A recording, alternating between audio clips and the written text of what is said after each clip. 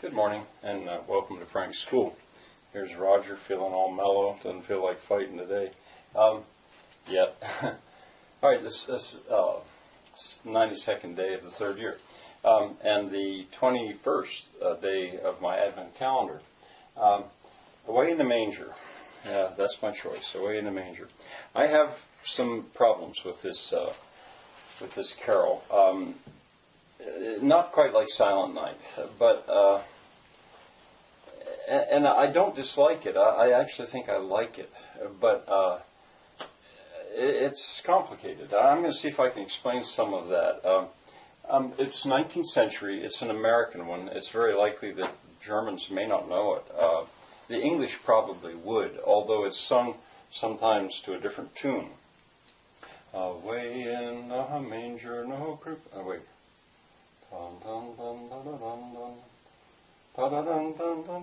So, I don't know that tune quite as well. It's sweet. It's nice. I might actually like it better to that tune. The tune that it's sung to standardly here, and what's in this hymnal, goes down the scale almost like away. It goes down the whole scale. Like Joy to the World, that's what I was trying to think of, but of course in different time. It's American, and I have this up here, best Christmas pageant ever, because I thought about that as I was getting ready to do this. Years ago I read that. This is just a little story, and if you don't know about it, it's probably worth knowing about that. It's modern, it's not, it's probably written in the last 20 or 30 years, I think. And the character of Imogene, if any of you have ever been around the preparation of a Christmas pageant, you could realize how funny that this could be. Imogene is a real hellion, I think, except she is so impacted by the pageant. And I thought of her a little bit. At one point she thought, well, that's no place to put a baby in a manger.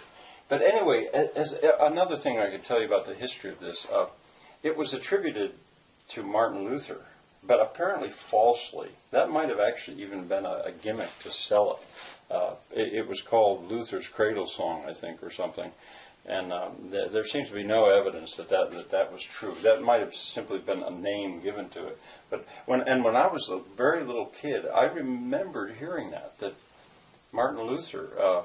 I must have been such a strange little kid because I thought about these things. Martin Luther was. I was in a Lutheran church, and he was.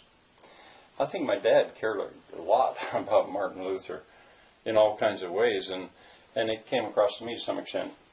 But anyway, let me look at the literature itself. Away in a manger, no crib for a bed.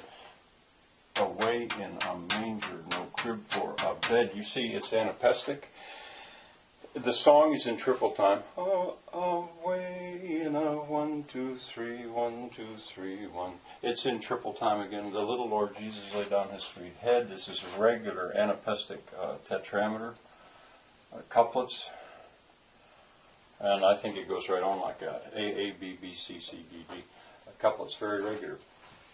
It's anonymous in that way. They don't really know who wrote these first two stanzas. I didn't put the third stanza on there. That they think they know who wrote that one. And did I say already that? I don't think I said. According to Wikipedia, a Gallup poll pegged this as the second most popular carol in the English-speaking world. It didn't say which was the most popular. I read the thing. It's probably Silent Night. But so it's very popular. All right, now on to the text itself. I was telling you I have some troubles with this. Away in a manger, of course, a little kid, what the heck's a manger?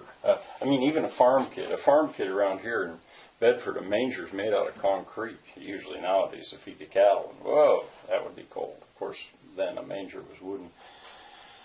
The little Lord Jesus laid down his sweet head. The stars in the sky looked down where he lay, the little Lord Jesus asleep on the hay. Now this isn't really a sentence. It's just, or you'd have to imagine, there he is. But I don't care about that at the moment. The cattle are lowing. Well, lowing. What the heck's that mean, lowing? And as a little kid, I was impressionable. I always loved farms and cattle, and the idea of cattle being there and lowing, it's struck my imagination. The poor baby wakes, and here I had problems, but little Lord Jesus, no crying he makes. Again, as a really young kid, I had 3 younger sisters, an older sister and 3 younger sisters, so I had some experience with babies in the house. And the idea that a baby would wake up in the middle of the night and not cry, I thought, whoa, this surely was a very special baby. Well, here, I looked in Wikipedia, and I'm not the only one who has had issues with that line right there. Because it brings into question the whole matter of Jesus' humanity. Was he human or was he God? If you get interested in that, you can click on something. There was a new word to me that there was this contention. But in Wikipedia, you could click on it and read all about it if you want to. But I used to think, boy, that's got to be a different kid. I love thee, Lord Jesus, look down from the sky and stay by my cradle till morning is nigh. Now, here, this is being said from the baby, from a baby's point of view. Not Jesus' point of view, but a baby's point of view. So, and in a cradle, in my cradle. So, the words are being put into the mind of a little baby in a cradle. I can't explain it exactly. I just have some trouble with this. And I did at a very early age, which really does kind of puzzle me. All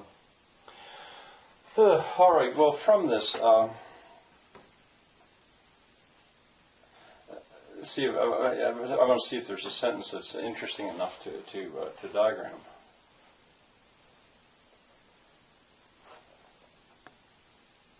I guess I'll take the first one. I'd already said that this one, the little where he. I guess what I would do with this. Well, maybe I should tackle this one, and try to deal with the fact that although there's. Yeah, I'll tackle this one. I guess, and I better do it in a second shot because I'm going to have to think a little bit about this. Well, I think I have it here. I dealt with this as in a positive.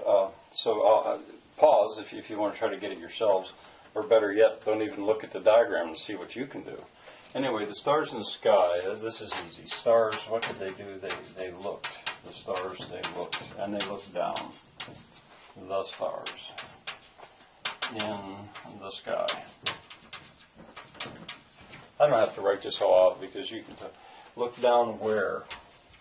Now, this could go underneath, around and go underneath. But anyway, he lay. Look down where he lay.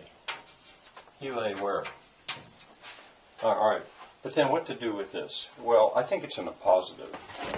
You could take the he out and replace it with this, or take this out and leave that. Lord Jesus lay. And I capitalize that because I say that's a phrasal noun. The two go together. Lord Jesus. The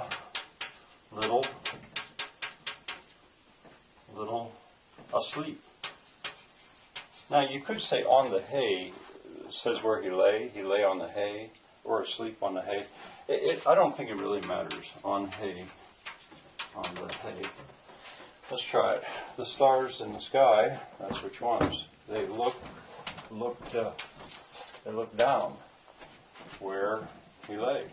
Who? Or where the little Lord Jesus asleep on the hay lay. I don't know, it could be that this goes up.